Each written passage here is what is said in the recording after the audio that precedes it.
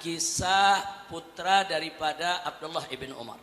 Sayyidina Umar ibn Khattab punya putra bernama Abdullah, dan Abdullah punya putra bernama Salim. Jadi ini cucunya Sayyidina Umar, terkenal sebagai seorang abid dan seorang zahid, seorang ahli ibadah dan seorang zuhud. Suatu hari beliau sedang khusyuk duduk munajat di dalam Ka'bah. Bukan di dalam Masjidil Haram, bukan. Di dalam Ka'bahnya ya ikhwan. Karena dulu memang di zaman Nabi dan para sahabat, bahkan tabi'in, pintu Ka'bah terbuka ya ikhwan. Nah beliau duduk di dalam sedang munajat. Munajat itu artinya sedang mencurahkan isi hati kepada Allah. Munajat itu artinya curhat ya ikhwan. Kalau kita bilangnya curhat. Munajat itu kita sedang curhat kepada Allah. Nah begitu beliau sedang curhat kepada Allah, ibadah di situ. Tiba-tiba saudara datang khalifah dengan pasukannya. Saat itu yang menjadi khalifah Hisham ibn Abdul Malik ya kawan. Datang sang khalifah, kemudian juga masuk ke dalam Ka'bah. Pengawalnya nunggu di dalam Ka'bah, di luar Ka'bah ya kawan. Begitu masuk ke dalam Ka'bah, saudara, sang khalifah lihat ini, cucunya Sayyidina Umar lagi ibadah, lagi khusyuk, lagi tenang, saudara.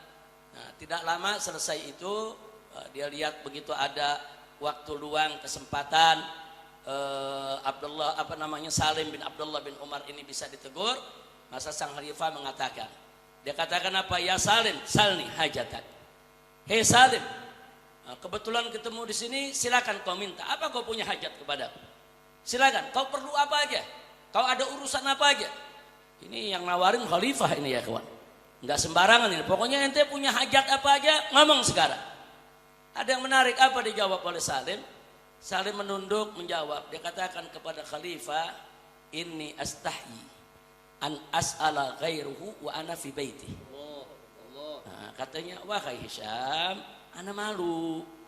Bagaimana anda bisa minta kepada selain Allah, sedangkan kita nih lagi ada di dalam rumahnya Allah.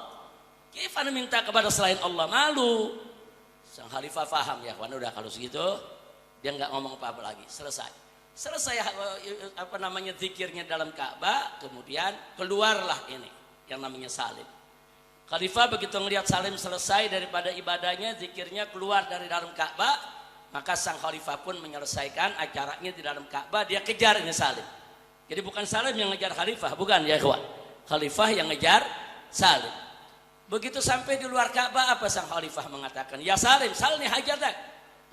Sekarang kita udah di luar Ka'bah. Sekarang kita udah di luar di rumah Allah nih. Ente punya hajat apa? Sampaikan. Kemudian Salim bertanya kepada sang khalifah, baik, sya'nud dunya amil akhirah. Ini yang ente tawarkan kepada ana nih, urusan dunia apa urusan akhiratnya yang mesti ana minta?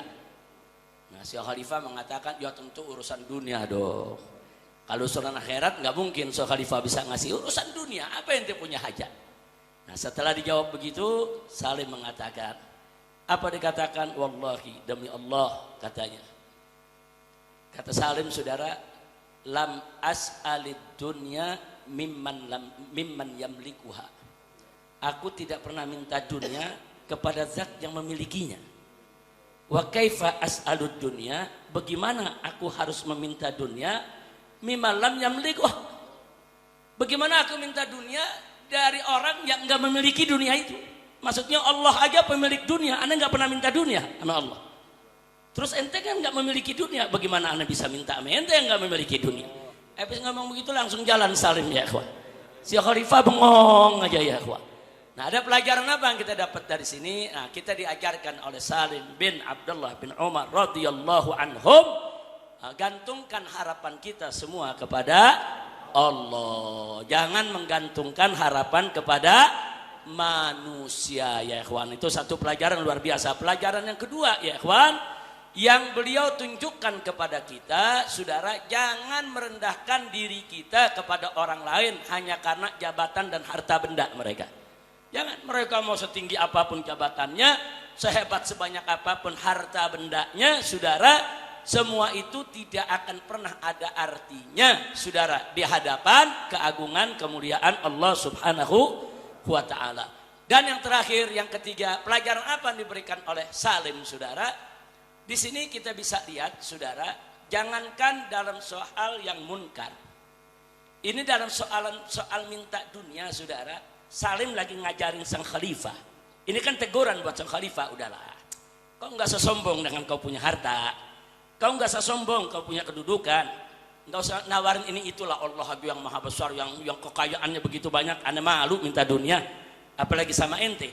Artinya Salim ini sedang berdakwah sekaligus amar ma'ruf nahi munkar kepada sang khalifah tadi, tapi dengan cara yang santun, lembut, tapi menusuk, ya ikhwan. Menyadarkan sang khalifah. Jadi jangan terlalu bangga dengan, oh ini kaya, ini bisa sembarangan seenaknya nawar-nawarin orang. Enggak ada apa-apanya. Kedudukanmu begitu tinggi di hadapan Allah, enggak ada apa-apanya. Kekayaanmu begitu banyak di hadapan Allah, enggak ada apa-apanya. Ini pendidikan yang luar biasa yang diberikan oleh Salim bin Abdullah bin Umar, bukan hanya untuk sang khalifah, tapi juga untuk kita semua. Insya Allah, mudah-mudahan kita dijadikan oleh Allah sebagai hamba-hambanya yang taat kepada Allah, yang taat kepada Rasulullah, yang tidak berharap kepada siapapun selain kepada Allah, yang selalu kita khususkan ibadah kita hanya untuk Allah, agar kita tidak mempersekutukan Allah dengan apapun dan dengan siapapun, dan kita hanya akan berharap kepada Allah, tidak berharap kepada makhluk. Amin ya rabbal alamin. Itu saja yang bisa saya sampaikan. Sekali lagi terima kasih atas kehadiran Anda semua. Dan perlu diketahui, ini bukan tiap Jumat kita sholat di sini nih. Nah, ini begitu tiap Jumat sholat di sini berubah jadi masjid ini, Habib. Hanya karena ada situasi darurat, ya ikhwan, untuk menghindarkan jebakan-jebakan orang-orang yang tidak suka perjuangan kita, maka sementara waktu, mungkin 1 kali ini, mungkin 2 kali, mungkin 3 kali, kami akan gelar Jumat di tempat ini. Kalau sudah terkendali, aman semua, tidak ada masalah, insya Allah saya rutin setiap hari Jumat, sholat Jumat di Markas Syariat Mega Mendung. Karena di sana dari pagi juga ada madras, ya kawan. Ada madras, ada beberapa kitab yang dibaca oleh Habib Hanif, dibaca oleh Habib Alwi, dibaca oleh Habib Muhammad, dibaca oleh beberapa asatidz yang ada di sana. Jadi madras itu semacam satu jilsah, ya kawan, yang memang kita baca beberapa kitab, dan rutin kita lakukan setiap hari Jumat. Jadi setiap hari Jumat di Markas Syariat Mega Mendung, mulai dari jam 7 pagi kita baca burdah, ya kawan. Baca burdah sampai selesai baca burdah, membaca beberapa kitab salaf oleh beberapa ustadz dan seterusnya, sampai menjelang azan Jumat. Nah, sampai menjelang azan Jumat. Nah, sebelum azan Jumat kita stop, pengajian selesai. Nah, setelah itu masuk azan Jumat, kita melakukan ibadah Jumat sampai khutbah dan sholatnya. Cuman khutbahnya nggak pakai bahasa Indonesia lagi, khutbahnya hanya pakai bahasa Arab. Nah, terus ada yang nanya, kenapa khutbahnya pakai bahasa Arab? Kan jamaah perlu menimba ilmu. Kan nimba ilmunya udah dari jam 7 pagi. Dari jam 7 sampai jam 12 sudah cukup, ya kawan. Nimba ilmu apa lagi?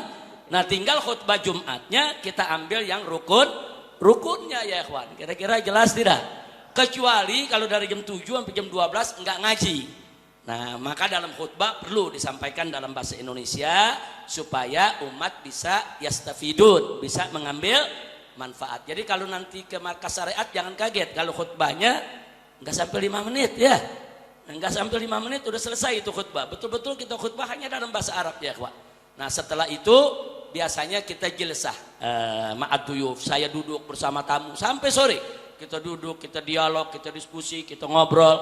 Jadi kalau nanti Anda ada yang mau ketemu, mau duduk, mau ngobrol, ya tempatnya di Mega Mendung. Saya nggak pernah terima undangan setiap hari Jumat. Setiap hari Jumat tidak pernah, dari dulu saya tidak pernah terima undangan. Karena saya khususkan hari tersebut untuk sholat Jumat di Markas Syariat, kumpul dengan santri, kumpul dengan para asatidz, dan kumpul dengan para tamu, ya ikhwan. Nah, insya Allah nanti kita bisa kumpul di sana. Nah, itu saja, silakan Habib Hanif, kita mau salam-salaman dengan semua. Yang setelah salaman nanti silakan untuk langsung sholat ba'diyahnya, ya ikhwan.